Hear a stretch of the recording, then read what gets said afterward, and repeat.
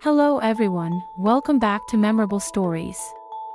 I'm Sophie, and today we're delving into a story that explores the complexities of divorce and financial decisions.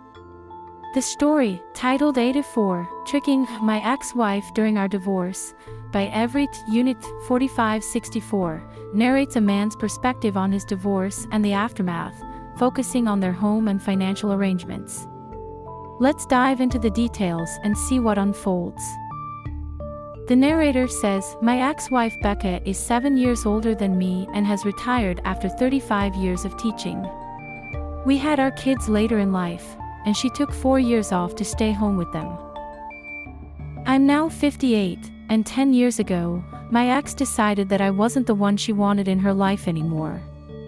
Our divorce was fairly peaceful. Our kids were both in university, and we had that aspect taken care of. The only real sticking point was our home.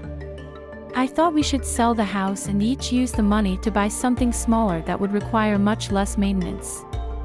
It's a 5-bedroom, 4-bathroom house we bought after getting married. We bought it at a very good price, and it has appreciated nicely over the last 38 years. Becca wanted to keep the house so the kids could maintain their rooms and so she had space for our, at that time, non-existent grandkids. Myself, our kids, and our lawyers, everyone, told her that keeping the house was a bad idea. I gave in and traded my share of the house instead of receiving alimony. As I said, my kids were in school, and neither of them planned on having careers that would keep them in our town. My work gives me a $250 daily tax-free living allowance since I work away from home. Instead of staying in a hotel, I have been renting a house in the city where I work. It's advantageous as I save on travel back and forth. I see my kids when they can find the time. I took extra time off when my first grandchild was born. I can now afford to do many things I skipped before because I was saving for 2 people's retirement. Now that it's just me, I'm doing quite well. Becca, however, is not doing well. She wanted the lifestyle I was funding to continue. She went through her savings, and now she just has her pension, which I think is pretty good. However, it isn't enough to cover the property taxes as well as her trips, maintenance, and other expenses. She has to sell the house, where neither of our kids return to live after graduation. She has to travel to see our grandchild since my daughter, who's just starting her career, cannot take much time off. She has been complaining to anyone who will listen that I'm living lavishly while she's on the verge of homelessness. That's not true, though. There will be some capital gains tax, but she'll have enough to buy an affordable condo for herself.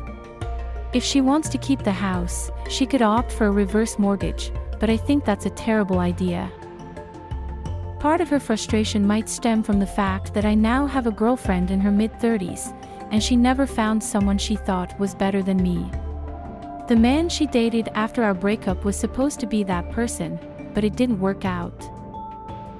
She's upset that, given how I get paid, the alimony seemed insignificant compared to owning a house free and clear. I don't think it's my fault that she wouldn't listen. Now, let's listen to some comments from the viewers.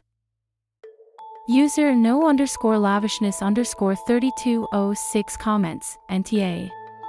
I don't see how you tricked her. She knew about your income and lifestyle. She was warned against keeping the big house but didn't listen. Her buyer's remorse isn't your fault.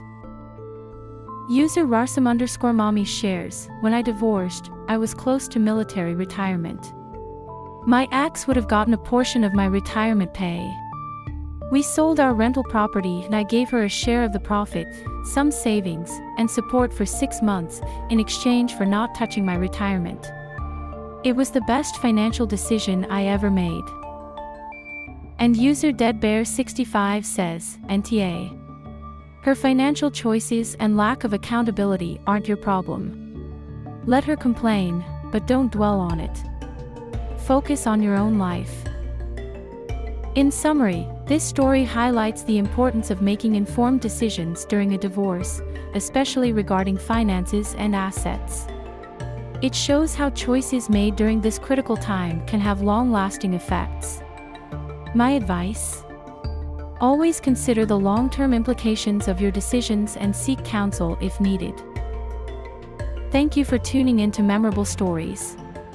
If you found this story insightful, please like, share, and subscribe for more compelling content. Your support helps us grow and share more stories like this. Remember, each story teaches us something valuable about life and relationships. See you in the next video.